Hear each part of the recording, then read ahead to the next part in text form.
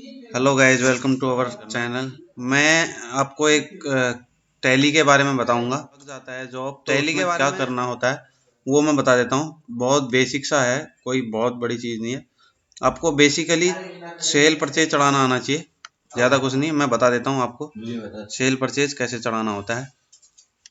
Simply जब आप चले जाओगे तो टैली ओपन करोगे, वैसे भी पहले खोल लीजिए तो इंटरफेस दिखेगा आपको। गेटवे ऑफ टैली मतलब कंपनी इन्फॉर्मेशन वगैरह। आपको एक कंपनी बनानी होगी उसमें, या फिर दूसरी जगह जाओगे तो कंपनी बनी बनाई हुई मिलेगी। मान लो कि हम एक कंपनी ले लेते हैं यहाँ पे ABC टेक्नोलॉजी, ठीक है। इधर जाके अपने को दो चीज़ आनी चाहिए बेसिकली, एक सेल और एक परचेज आना चाहिए अगर आप टैली में काम करना चाहते हैं तो ये जो है कैसे चढ़ाना होता है ये मैं आपको बता देता हूँ। ये होता है अकाउंटिंग वाउचर्स होते हैं।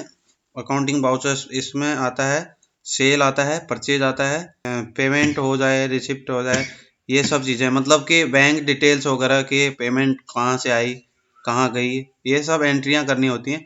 देन उसके बाद बैंक से मिलाना होता है एंट्रियाँ कि बराबर मिल रही कि नहीं मिल रही।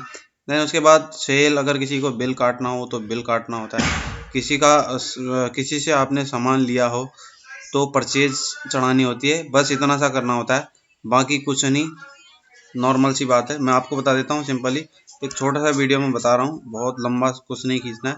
हम अकाउंटिंग वाउचर खोलेंगे, जैसे ही यहाँ पे देखिए अभी पेमेंट ऑप्शन खुला है। अब हम सिंपली बेसिकली क्या क्या चढ़ा सकते हैं मैं आपको बता देता हूँ।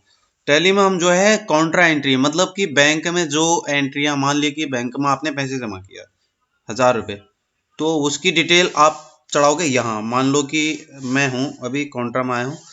हम लोग क्या करेंगे, हमने मान लो कि आज हमने अपने बैंक में 1000 रुपये डाले, 10,000 डाले, 1 लाख, जो भी कोई भी एक फिगर पकड़ लो। यहाँ पे अकाउंट आया है, अकाउंट पे अब हम चढ़ा देंगे यहाँ पे जिस बैंक में हमने डाला उस बैंक का नाम। मान लो कि हमने नैनीताल बैंक डाला, यहाँ पे हमारा बैंक बनानी है तो मैं बैंक बना लेता हूँ फटाफट से, ठीक है। बैंक ये डाल दिया, कोई बहुत बड़ा लंबा चौड़ा काम नहीं है। हमने बैंक बना लिया, यहाँ पे बैंक डिटेल जो भी होगी वो चढ़ जाएगी।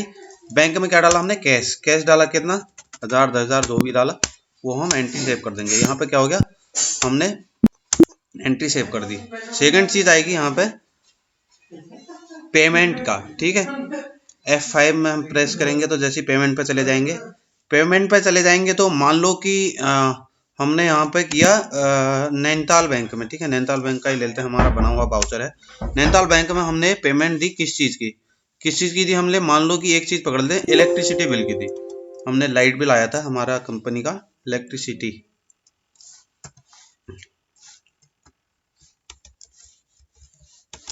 वाउचर बना लेंगे, इलेक्ट्रिसिटी बिल का बना लिया हमने। ये जो है हमारा एक्सपेंस में आ जाएगा, इनडायरेक्ट एक्सपेंस वगैरह जो भी है हम इसको ले लेंगे। हमारा लेज़र कुछ भी बनाना हो आप अपने हिसाब से, जो भी लेज़र बनाना हो वो बना लीजिए।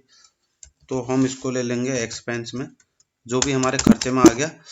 तो जैसे ही खर्चे में हमने डाला तो हमने बिल, लाइट का बिल जितने का भरा, 1000 2000 5000 10,000 जितने का भी भरा वो हम एंट्री पास कर लेंगे। बस ये हो गया हमारा पेमेंट का। अब इसके बाद आता है रिसिप्ट का। मान लो किसी पार्टी से पैसे आए हैं, पैसे कहाँ आए हैं, बैंक में आए हैं या फिर कैश आया है। कैश आया है तो कैश चढ़ाओगे, बैंक में आया है तो बैंक चढ़ाओगे, जो भी बैंक है आप बैंक डाल दीजिए। देन उसके बाद जिसने दिया है उसकी पार्टी का नाम क्रिएट होगा यहाँ पे। मान लो राम सिंह ने आपको पैसे दिए, ठीक है, राम सिंह डाल दिया। डेबिटर है या क्रेडिटर है जो भी है आप उसको डाल दीजिए। उसकी डिटेल वगैरह फिल करने की जरूरत है, फिल कर लीजिए। उसने मान लिया 1000 रुपये दे दिए या 10,000 दे दिए, जो भी है उसकी एंट्री पास कर लीजिए। कुछ भी है पेमेंट हमारे पास 10,000 आई, उसका जो भी ड्यू होगा, लेना देना होगा, वो उससे बराबर हो जाएगा।